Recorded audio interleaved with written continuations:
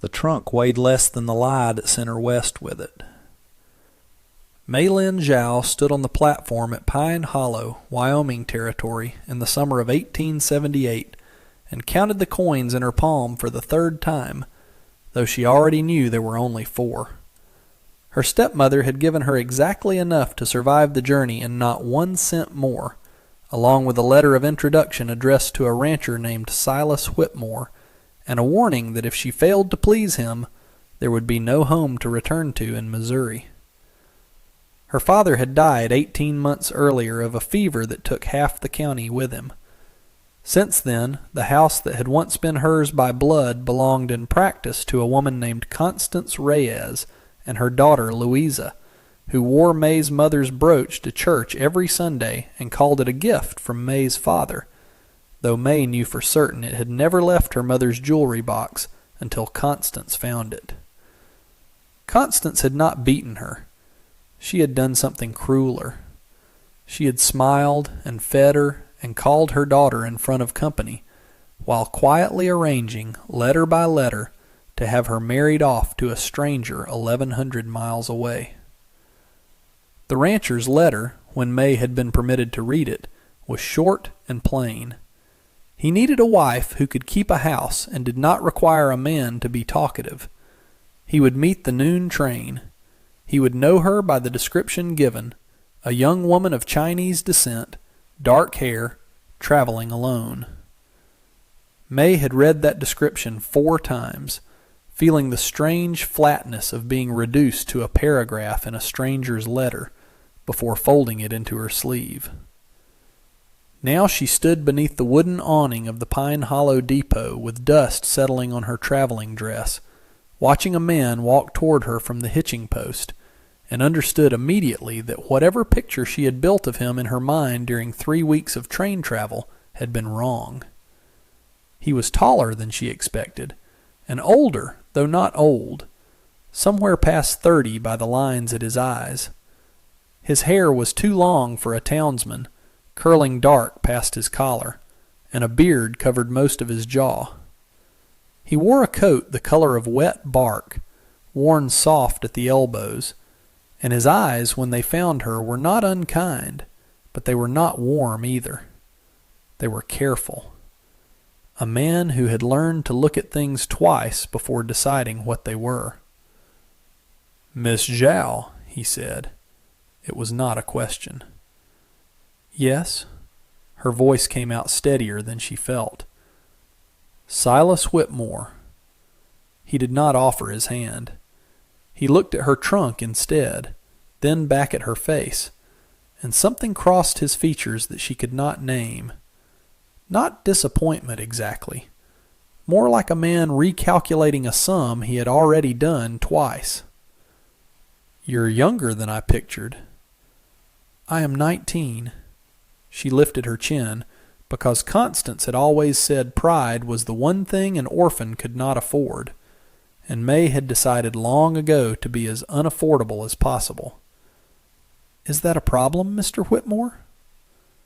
He studied her a moment longer, and for the first time something almost like amusement touched the corner of his mouth before it vanished. "No," he said. "Might be a problem for me, not for you." He reached for her trunk before she could object, hefting it onto one shoulder as though it weighed nothing. "Wagon's this way. It's a 2-hour ride to the ranch, and I'd like to make it before the heat sets in proper." She followed him through the dusty street of Pine Hollow, past a mercantile and a saloon with 2 men leaning in its shade, both of whom turned to watch her pass with open curiosity that made her spine go rigid. She had grown accustomed to that look in Missouri, too, the look that decided what she was before she had said a single word. "They'll get used to you," Silas said without turning around, as though he had felt the weight of the stairs land on her back. "Or they won't. Either way, it's not your trouble to carry."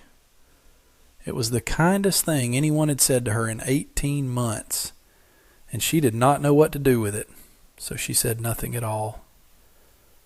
The wagon ride out of town took them through country that startled her into forgetting, For whole stretches at a time, the fear that had ridden with her since Missouri. The land opened wide and gold under the summer sun, broken by dark stands of pine climbing the foothills to the west, and the air smelled of dry grass and horse and something clean she could not name. Silas drove without speaking much, which suited her, because speaking required steadiness she did not yet have. "You'll have the room at the back of the house," he said eventually, breaking a silence that had gone on nearly half an hour. "Door has a lock. I had one put on before you arrived." He glanced sideways at her just once. "Didn't figure you'd want to hear that from me twice, so I'm telling you now. Nothing happens in that house you don't choose." May's hands tightened in her lap. "Why would you say such a thing to a woman you have just married by proxy, Mr. Whitmore?"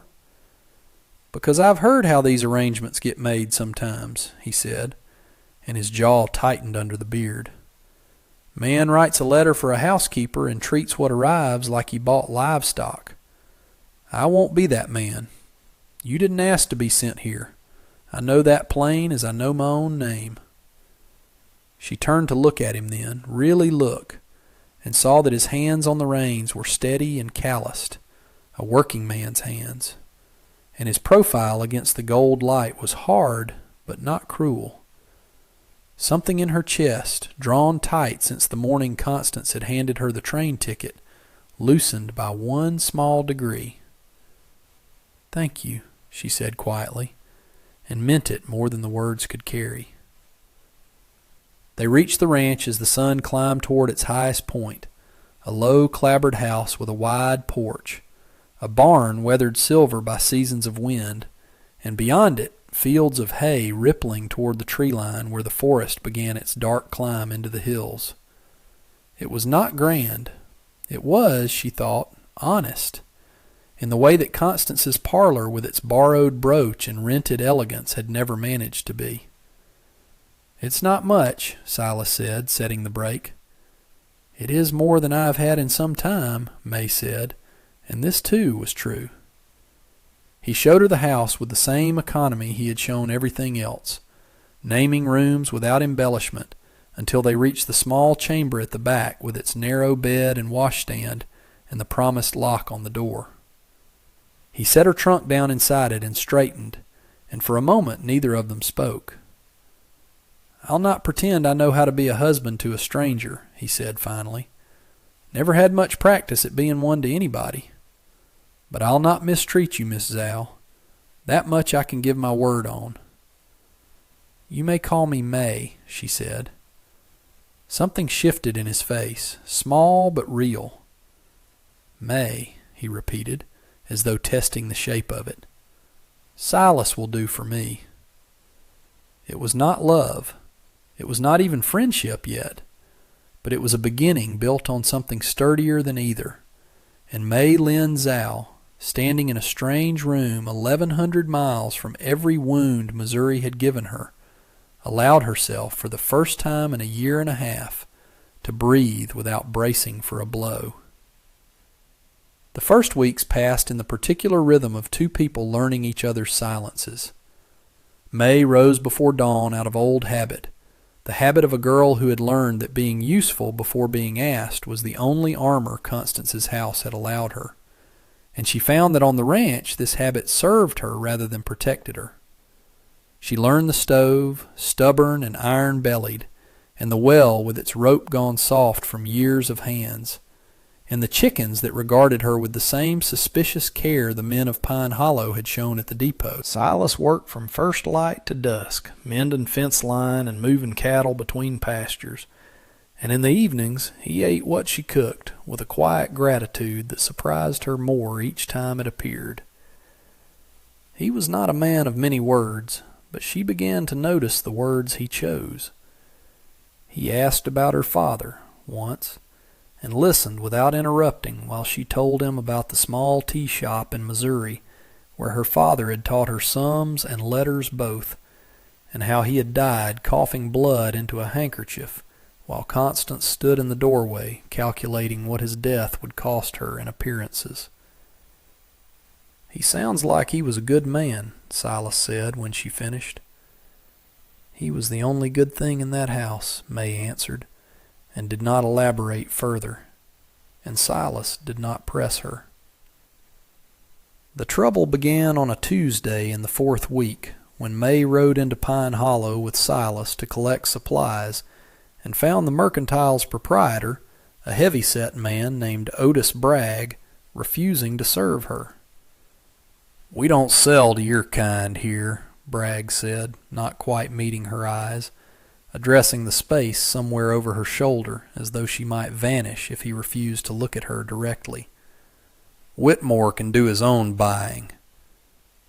The words landed like a slap, familiar in shape, though she had never heard them from this particular mouth. May felt her face go hot, and beside her she felt Silas go very still, the stillness of a man deciding how much of himself to spend on a fight that was not strictly his to have.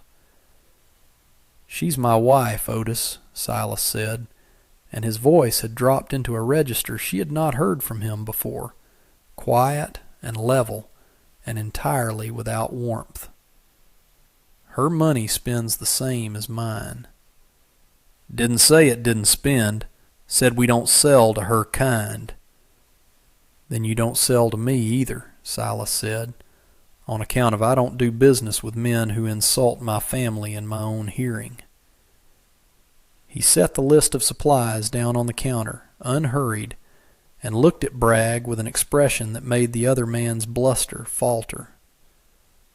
"I've bought from you 3 years, Otis. Bought your feed when Dawson's was cheaper, on account of you were struggling after the fire. Man remembers a kindness. Man also remembers the opposite." Bragg's face reddened, caught between pride and the plain arithmetic of losing a paying customer in a town too small to spare one. "Whitmore, be reasonable. I've got a business to think of. Folks talk." "Let 'em talk," Silas said. "I'll take my custom to Larkspur instead. Longer ride, but I find I don't mind it." He took May's arm, gentle but sure, and turned them both toward the door. Outside, the street had gathered its usual audience, faces in doorways pretending not to watch, and May's hands were shaking, though she tried to hide it in the folds of her skirt. "You did not need to do that," she said once they were back in the wagon. "It will cost you standing in this town." "Standing I don't much want, if it's built on treating you like you're not worth the coin in your own pocket." Silas snapped the reins, and the wagon lurched into motion. "I meant what I told you that first day, May. Nothing happens to you here you don't choose, and nobody speaks to you that way while I'm standing close enough to answer for it." She looked at his profile, jaw still tight with the last of the anger, and felt something new and unsteady bloom beneath her ribs, something she did not yet have a name for, and was not certain she wanted one for, because names made things real, and real things could be taken away. But she remembered his face in that moment for a long time afterward, and she began, slowly, to understand that the man Constance had sent her to as punishment might in fact be the first person since her father's death who had chosen to stand between her and the world's contempt without being asked. The larger trouble arrived 3 weeks later in the shape of a man named Everett Dunmore, who owned the largest spread bordering Silas's land, and had, May gathered from the careful way the ranch hands spoke of him, wanted that land for himself for longer than she had been alive. Dunmore rode up to the house on a Saturday afternoon with 2 men flanking him, and May, hanging wash on the line, felt the particular chill of being looked at by someone calculating her worth in a ledger she could not see. He was an older man, silver at the temples, dressed too well for ranch country, and his politeness when he greeted her was so smooth it set every instinct in her on alert. "Mrs. Whitmore," he said, tipping his hat with exaggerated courtesy. I'd heard Silas had taken a wife. Didn't expect quite so exotic a choice. Mr. Dunmore? Silas had come around the side of the barn at the sound of hooves, and his voice cut through the yard flat and hard. State your business or ride on. Just being neighborly. Dunmore's smile did not reach his eyes. Though I confess I'm surprised a man in your position feels he can afford a wife at all, given the state of your note at the bank. May saw something flicker across Silas's face, quick as a bird's shadow, gone before she could be certain she had seen it at all. My finances are my own concern. For now.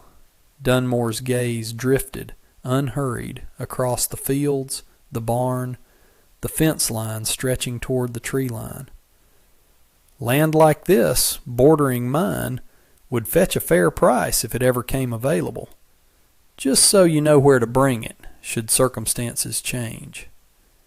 He touched his hat brim again, this time to May, and the gesture felt like a threat wearing the clothes of a courtesy. Ma'am.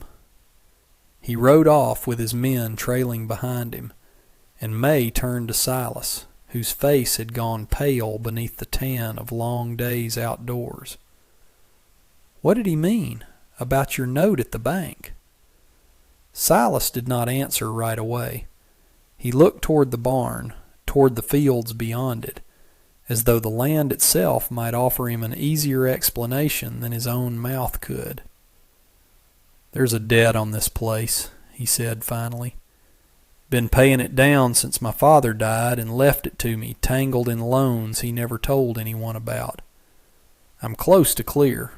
Another season, maybe two, and it's done. His jaw tightened. Dunmore's wanted this land 20 years. He'd not be sorry to see me fail. Is that why you sent for a wife? The question left her before she could soften it, sharper than she intended, born of a fear she had not let herself examine until this moment. Because a wife with a dowry might have eased the debt? Something in his expression cracked open, hurt in a way she had not seen from him before. No, he said, quiet and certain. I sent for a wife because I was tired of an empty house, May, and because I thought, foolish as it sounds, that two people building something together might make a harder life bearable. I never asked what money came with you, never thought to. Whatever you brought or didn't, that's not why you're here. She believed him. She was surprised by how completely she believed him, and more surprised by the shame that followed, hot and immediate, at having doubted him at all. I am sorry, she said. I should not have asked it that way. You've got reason to be careful, he said, gentler now. Whole life's taught you people's kindness comes with a price tag attached. I don't fault you for checking mine. He looked toward the road where Dunmore's dust still hung in the air. But that man is a danger to this place, and I'd be a fool not to tell you plain. He's tried twice before to force a sale, once with a fence dispute that went to the territorial judge, once with a rumor about cattle sickness that near ruined my herd's reputation before I proved it false. He doesn't fight fair, and he doesn't stop. May looked at the fields stretching gold toward the dark tree line, at the house that had in a few short weeks become something closer to a home than Missouri had ever been, and felt a resolve settle into her that surprised her with its steadiness. Then we do not lose it, she said, whatever comes. Silas looked at her for a long moment, something unguarded moving behind his eyes. We, he repeated, as though the word itself were a discovery. I liked the sound of that a good deal more than I expected to. The days that followed carried a different weight, a shared vigilance that drew them closer even as it strained the fragile peace of the ranch. May began keeping the household ledger herself, having learned figures from her father, and found, poring over Silas's records by lamplight, that the debt was smaller than Dunmore's words had implied, close enough to clear that a single good sale of cattle in autumn might finish it entirely. She showed Silas the numbers one evening, laid out plain on the kitchen table, and watched a weight lift from his shoulders that she had not fully realized he carried until it was gone. "You did this in an evening," he said, looking at the neat columns. "I've been staring at these same papers a year and couldn't see it so clear." "My father always said a frightened mind counts wrong," May said. "You have been frightened a long while, I think, Silas Whitmore. Longer than you have let yourself admit." He looked at her then with an expression she had begun to recognize, something that lived in the space between gratitude and a feeling neither of them had yet dared to name aloud. "Might be you're right about that," he said quietly.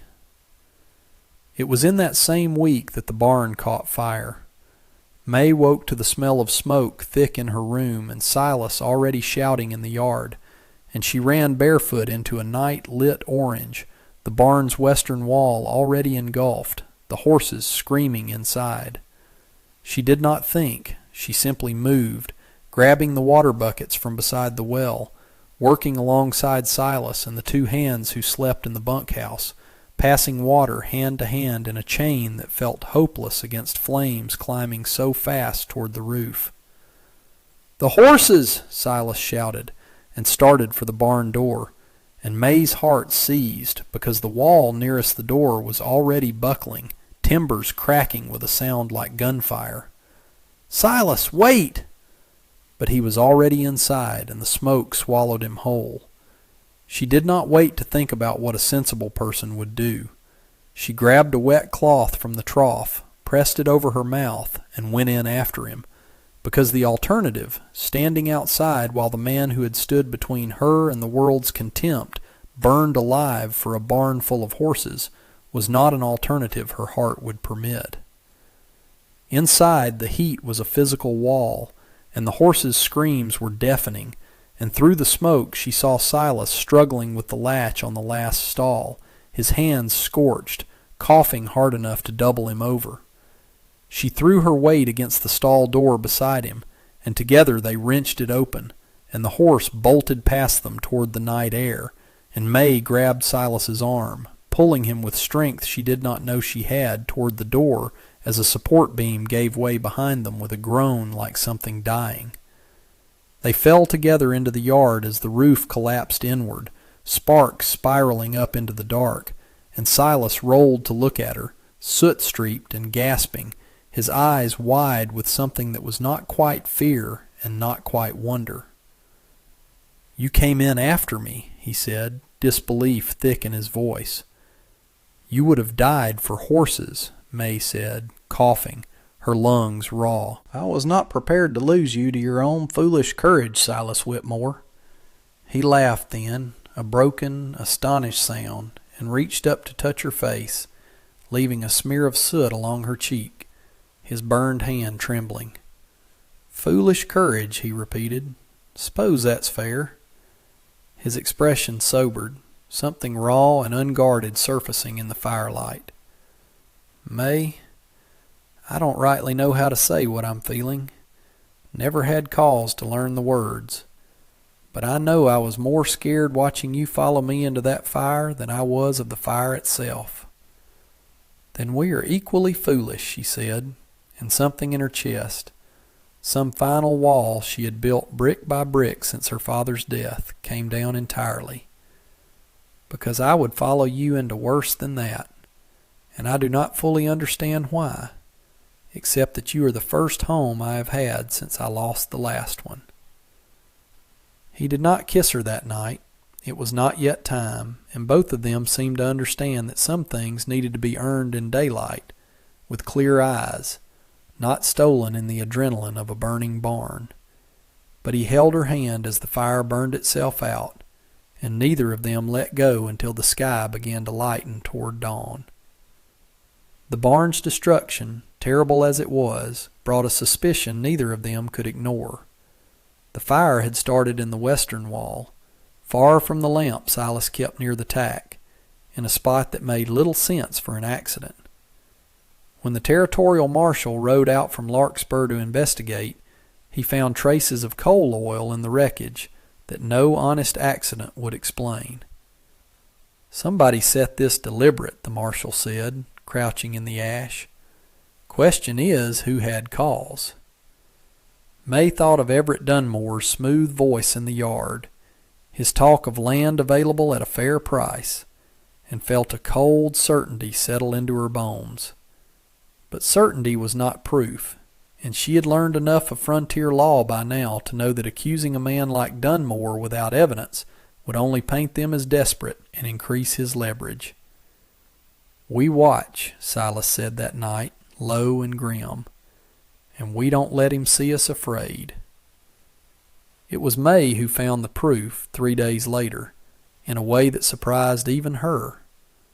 One of Dunmore's own hands, a young man named Josiah Pratt, who had always seemed uneasy in his employer's service, came to the ranch under cover of dusk, hat in hand, looking as though the walk had cost him something significant. "I can't stay," he said, glancing back toward the road, "but I couldn't let it sit right in me no longer. Dunmore paid a drifter to set that fire, fella named Coyle. I heard them talking in the barn 2 weeks back, before it happened. I should have come sooner. I was scared what Dunmore would do if he knew I told." "Why tell us now?" Silas asked, though gently, seeing the fear plain on the young man's face. "Because my mother always said a man who watches wrong happen and says nothing is guilty of it same as the one who did it." Josiah's jaw tightened. "I'll say what I know to the marshal if it comes to that. Just needed you to hear it from me first, since it's your home that burned." The marshal, when Josiah repeated his account before him 3 days later, moved with the deliberate speed of territorial law, gathering statements, riding out to question the drifter Coyle, who broke quickly under questioning, and confirmed the arrangement in exchange for leniency. Dunmore was arrested on a charge of arson and conspiracy, his smooth politeness gone entirely the day the marshal came for him, replaced by a fury that required 2 men to contain. "This isn't finished, Whitmore," Dunmore snarled as they led him away. "You'll not keep that land." "I already have," Silas said, and there was no triumph in his voice, only the plain weight of a man who had defended what was his and did not need to gloat over it. "Take him on, Marshal. I've a barn to rebuild." The rebuilding took the better part of 2 months, the whole community turning out in a way that surprised May more than almost anything else that summer. Neighbors who had watched her at first with suspicion now arriving with lumber and labor, women bringing food for the workers, children too young to understand what had happened running between the wagons. Even Otis Bragg came, awkward and unspeaking, and left a crate of nails by the foundation without a word, which May understood, in the particular language of frontier apology, to be as close to sorry as the man was capable of saying aloud. By the time the new barn stood finished, its timber pale and raw against the older weathered house, autumn had crept into the mornings, and the debt Silas had carried since his father's death was cleared entirely by a strong sale of cattle that fall, the herd's reputation restored beyond question once Dunmore's slander had been publicly disproven in the course of his trial. It was on the evening the last payment cleared that Silas found May sitting on the porch steps, watching the sun go down gold and orange behind the tree line, and sat beside her without a word for a long moment. "Land's mine free and clear," he said finally. "First time in my whole life it's belonged to nobody but me." "Well," he glanced at her, something shy in the gesture that did not match the broad line of his shoulders. "Nobody but us, if you'll have it that way." "I have had it that way for some time, Silas," May said softly, I simply did not know if you had noticed." "I noticed the day you followed me into a burning barn," he said. "Been trying to find the courage to say something about it ever since." He reached for her hand, his own still faintly marked with the scars of that night, and held it with a care that made her chest ache in the sweetest way. "I love you, Maylin Zhao. Don't know when it happened exactly. Might have been the barn. Might have been before that, watching you stand up to a whole street of folks who looked at you wrong. Either way, it's true, and I'd like the rest of my life to prove it, if you'll let me." May felt tears rise, unbidden and unashamed, the first tears she had allowed herself since her father's funeral. "I love you also," she said. "You are the first home I have chosen for myself, Silas, and I do not intend to lose it." He kissed her then, gentle and sure, on the porch of the house that had become, against every cruel design of a stepmother 1,100 miles away, a place built not on obligation, but on something neither of them had expected to find, a partnership earned in fire and honesty, standing stronger for having been tested. 3 months later, when the first snow dusted the fields, May stood in the doorway of the rebuilt barn, watching Silas work a young colt in the corral with the same patient care he had shown her from the very first day, and thought of the 4 coins Constance had pressed into her palm at a train station that now felt like another lifetime entirely. She had arrived in Wyoming with nothing but a trunk and a stranger's letter, sent away as punishment, expected to disappear quietly into a hard, lonely life.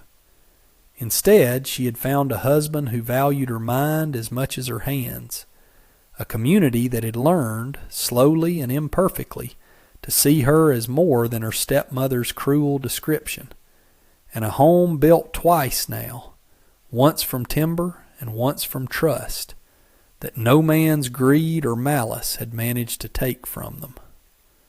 She thought, too, of her father, and knew with a certainty that eased something old and tender in her chest that he would have looked at the life she had built and been proud beyond words. And that brings us to the end of this one. If you stayed with me all the way through, thank you. Stories like this one only get told because folks like you sit down and listen. If you liked what you heard, go ahead and hit that like button.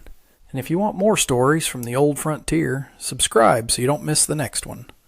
Until then, take care of yourself, and thanks again for being here.